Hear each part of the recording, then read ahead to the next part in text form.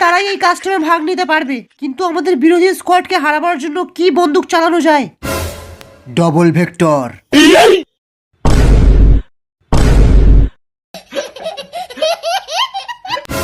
একদম ঠিক বলেছিস, আমিও ডবল ভেক্টর নেব। কিন্তু কাস্টমে তো ডবল ভেক্টর অ্যালাউ নেই, আর তার উপরে আমরা যদি ক্রিমিনাল হয়ে ডবল ভেক্টর নিই আমাদের নাম তো বদনাম হয়ে যাবে। চপ বুড়ো, এমনিতেও তো ক্রিমিনাল রিটার্ন আসছে, তার আগে নামটা একটু বদনামই করিয়ে নি। চল কাস্টম স্টার্ট কর, সবাইকে ধুয়ে দেব। এই মুহূর্তে কাস্টম স্টার্ট হয়ে গেছে আমরা দেখতে পাচ্ছি।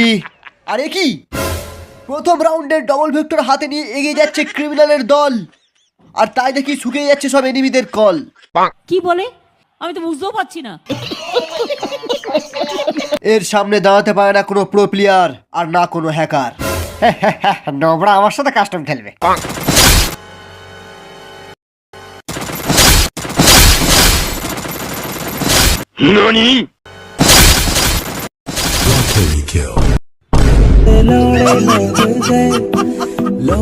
অন্যদিকে চাচার গাড়ি নিয়ে এগিয়ে যাচ্ছে আমাদের ভল্লাল, যদিও এ ছিঁড়তে পারে না কারোর একটাও বাল।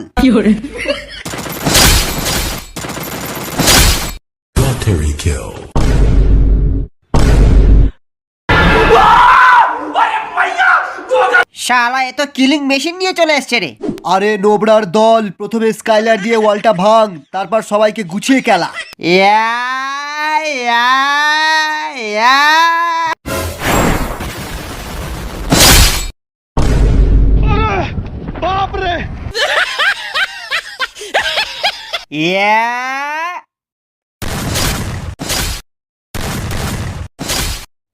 এই সালা এইবার মজা লাগবে।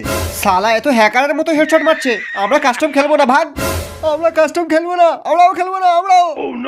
ওই সালা নোবরার দল, কাস্টম খেলতে তোদের যেখানে এতই ফাটে তাহলে কাস্টমে আসিস কেন? আমাদের কাস্টমে জিততে গেলে তোদেরকে নিতে হবে ডবল ভেক্টর, আর না হলে 7 গোল্লায় হেরে সবাইকে যেতে হবে যে যার ঘর।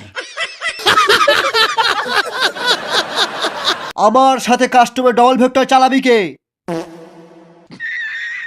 আমি। এই ভিডিওটাকে লাইক করবি কে? আমি।